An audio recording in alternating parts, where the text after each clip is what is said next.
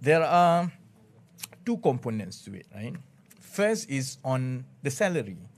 So salary, if a company qualifies for it because it meets all the requirement, it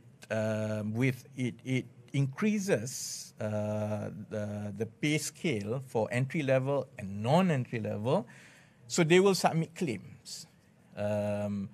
The Jawatankuasa can decide whether is it going to be disbursed back on quarterly basis or 6 monthly basis. So, they pay, and then every 3 months they claim, and they will get their reimbursements. That helps their cash flow.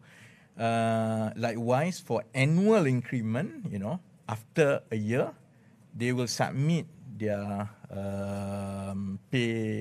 payroll, and then claim, and then the agencies, and then, we have all the agencies working and connected, will be able to verify that they did actually pay. The annual pay rise, annual increment basically meets the syarat-syarat yang ditetapkan dalam panduan. So that's on the part of the employers. On the part of the employee, once they are into the program, personally they are also accountable for it, because for them to get this, say you are a fresh graduate, for them to get the 200 ringgit, and because of that your salary goes up by 200 ringgit or 300 ringgit, anything above that, maximum is 200 ringgit claim, they will have to go through certain training that the Jawatankuasa will decide and will impose for this particular sector at this level. We have to see what upskilling that is required, and that's where Kementerian Ekonomi and KSM really have to see at the big picture. How do we plan for their upskilling? They have to go through that. At the end of the year, all the records have to be completed.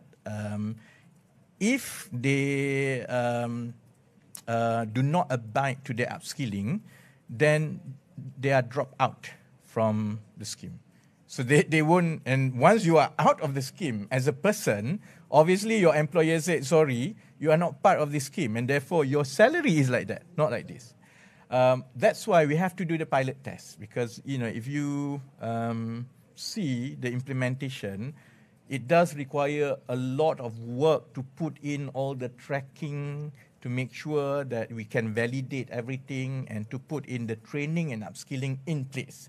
And that includes, for example, how exactly do we measure productivity? Because it's just not in the best interest of the company that productivity goes up.